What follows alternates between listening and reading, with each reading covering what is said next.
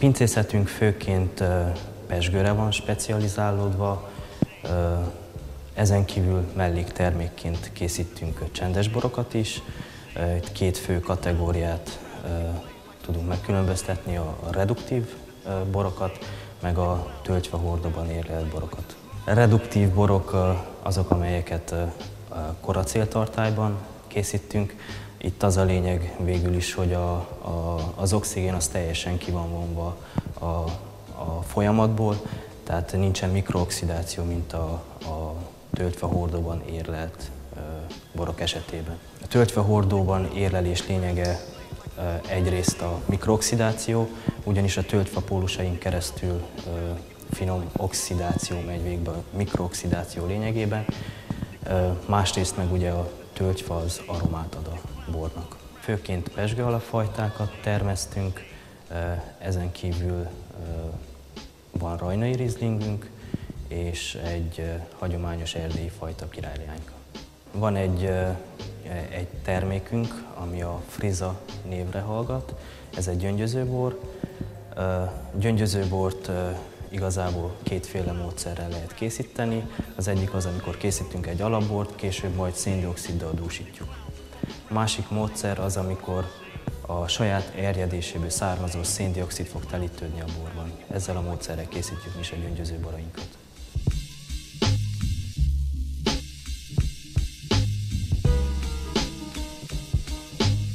Hagyományos módszerrel ugye úgy készítünk pezsgőt, hogy először készítünk egy alapbort.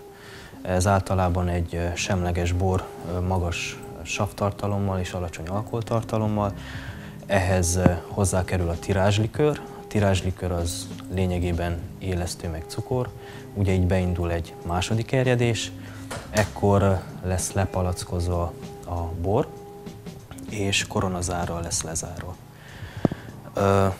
Ugye most egy zárt térben van a borunk, ami erjed, így a keletkező széndioxid nem tud távozni, bennmarad, ez telítődik a borban, ettől lesz pezsgő. Az erjedés után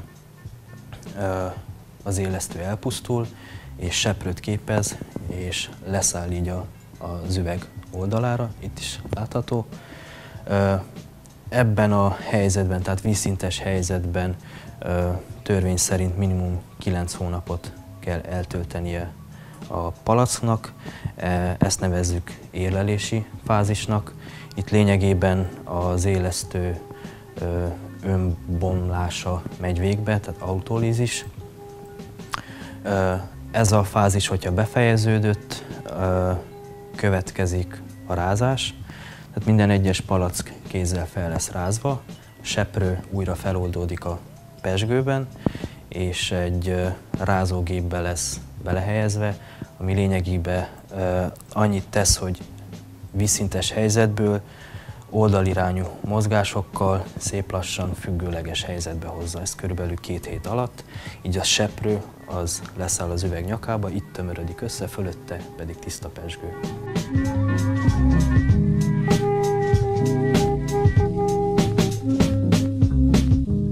Rázás után ugye a pezsgős üvegben a seprő leszáll az üvegnek a nyakába. Ugye most logikusan az következik, hogy ezt kellene valahogy eltávolítani, ekkor következik a nyakfagyasztógép. Ez lényegében azt teszi, hogy lefagyasztja az üveg nyakát, így a benne lévő seprő szilárd lesz, ugye keményre fagy. Ezt követően a degorzsálógép jön. Ez a gép lényegében kinyitja az üveget, és a benne lévő nyomás kilövi a megfagyott seprődugót. Így ami hátra marad, az csak a tiszta pezsgő. Ezután hozzáadja az expedíciós likőrt, leszintezi, és akkor készen áll a dugózásra. Ebben a fázisban megkapja a hagyományos pezsgődugót, parafadugót ugye, és a kosarat.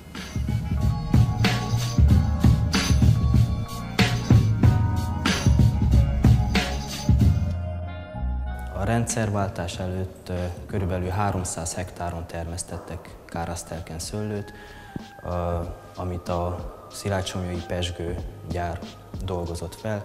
Ugye mi rendszerváltás után megszűnt a pezsgőpincészet, így a szőlő felvevő piac is megszűnt. Ennek eredményeképpen a telepített szőlők tönkrementek, később meg kivágták őket, és a területek visszakerültek a jogos tulajdonosokhoz. Így lényegében megszűnt a szőlőtermesztés, viszont újabban rengeteg friss telepítés történt.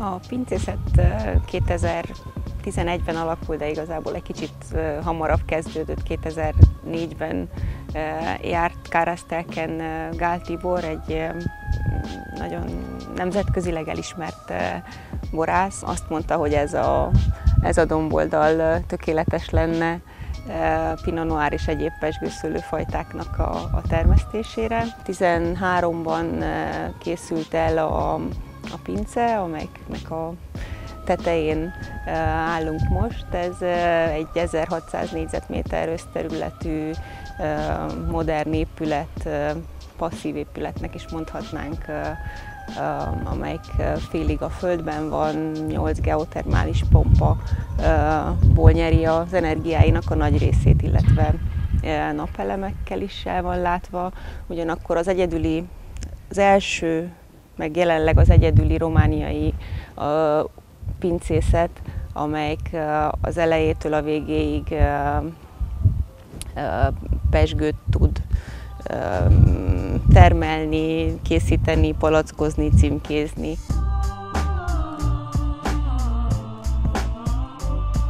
Jelenleg, ahol vagyunk most, ez az erjesztőterem. Ahogy a neve is mondja, itt történik az erjesztés. Itt összesen 2300 hektoliter koracéltartályos kapacitásunk van. Minden tartály el van látva hőszabályzással, ez azt jelenti, hogy -4-től 30 fokig hűthető vagy fűthető.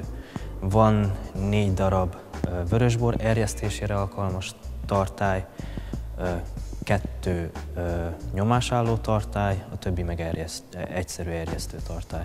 Mustot is tárolunk, ezen a tartályon látható, hogy teljesen be van fagyva. Ez azért kell, mert nagyon alacsony hőmérsékleten tudunk csak mustot tárolni hosszabb ideig.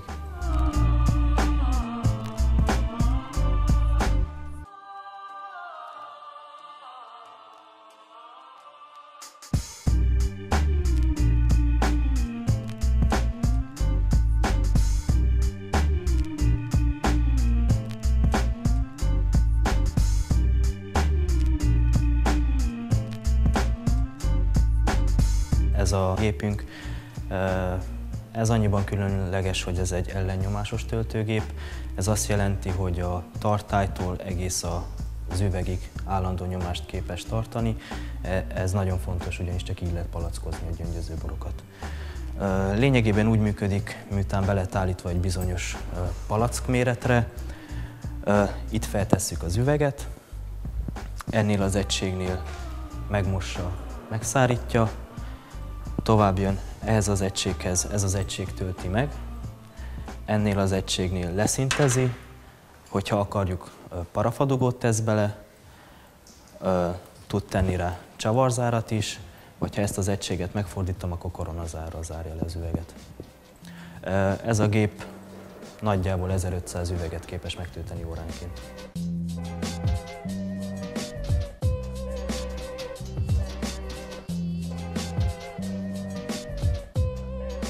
Mivel egy új pincészet vagyunk, így folyamatosan próbálunk újítani, illetve megkeresni azokat a termékeket, amik igazából mennének a piacon. Erre jó példa a fehér Pinot Noirunk, tehát kék szőlőből egy fehér bor, ami különlegesség.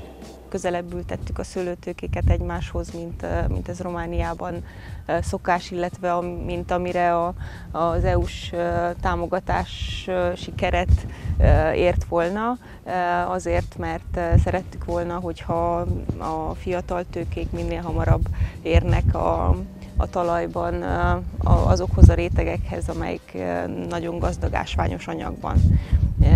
Tehát minden pici apró döntés, a címkéktől egészen a boroknak a becsomagolásáig minden arról szól, hogy kis mennyiségben, de minőségi bort állítsunk elő.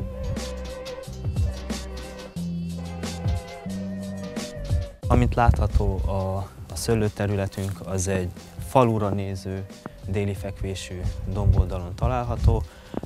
Minden sor déli fekvésű, ez azért fontos, hogy a nap ugye az egész reggeltől késő délutánig folyamatosan éri a szőlőt. Összesen 22,4 hektár szőlőterületünk van. A művelésmód, amit alkalmazunk, az egy középmagas, egyszálvesszős gulyott művelésmód. Ennek a művelésmódnak azok az előnyei, hogy nagyon könnyű a metszés, mindig egyéves szálvesszőn képződnek a hajtások, azokon a fürtök, és egy nagyon jól definiálható fürtzóna keletkezik, ami megkönnyíti nagyon a születet.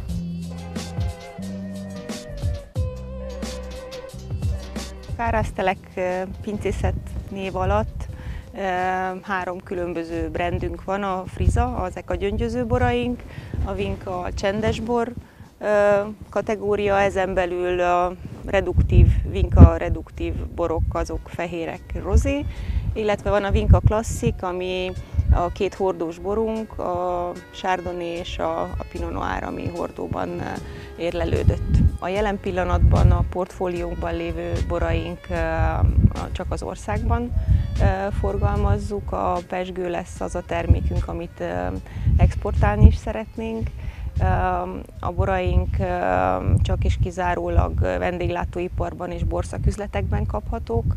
Nagyjából ez a piac nagyon ketté van osztva Romániában, tehát nagyon érzékenyek a piac mindkét fele arra, hogy ne vegyüljön a retail termék a szaküzletekben, illetve a vendéglátóiparban kapható termékekkel.